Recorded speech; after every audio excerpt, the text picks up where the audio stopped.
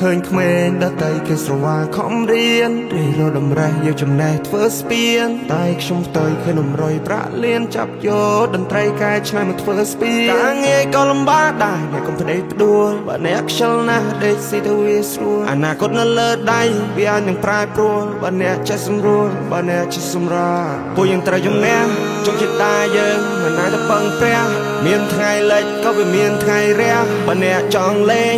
ដើម្បីឈ្នះបើអ្នកបរាជ័យបានពីអាយុអ្នកផ្ទះខ្ញុំដេញចាប់ក្តីសម័យទោះដឹងថាវាហ្វាទោះដឹងថាវាមិនហ្វាន់ដូចជាពាក្យគេថានេះជារឿងពិតមិនមែនជារឿងនិទាននេះមិនមែនជីវិតអ្នកសុំអ្នកស្នាប់មាត់ភ្លេង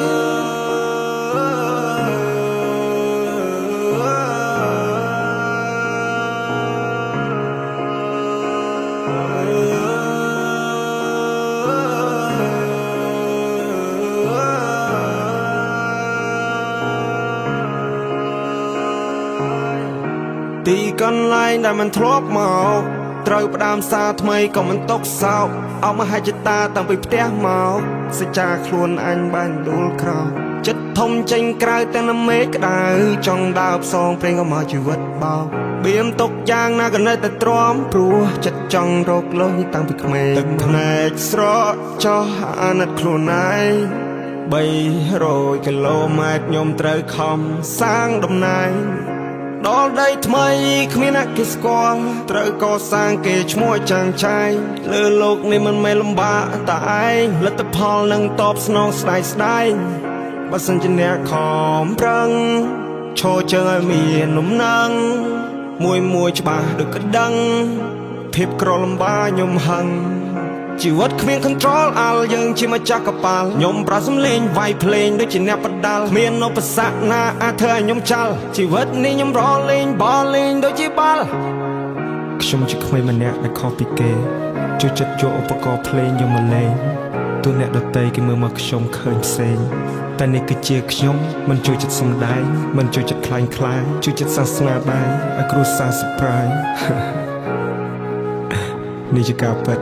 ខ្ញុំមិនដោះស្លាប់តែខ្ញុំនឹងហោះឲ្យបានឆ្ងាយ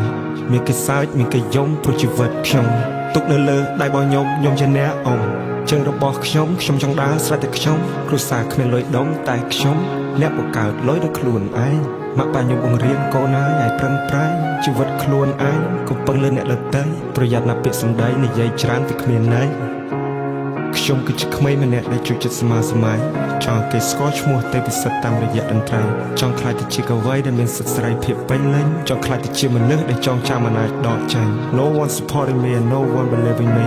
I just want to say fuck you cause I need nobody I come here for fight មិនមែនមកប្តេជ្ញាផ្ដួលជីវិតនេះមានច្រើនដំណាក់កាលណាស់មិនមែនស្រួល This is the message for you all ចំណុចខ្សោយមិនត្រូវបានបង្ហាញមានតែភាពក្លាហានក៏មិនអាចទៅដល់ប្រើគោចំហខ្លួនឲ្យបានរឹងមាំប្រើចំណេះបញ្ជារាងកាយធ្វើវាមួយតើដកដល់ឬអ្នកគិតថាខ្ញុំមិនអនាគតខ្ញុំជាអ្នកសម្រាប់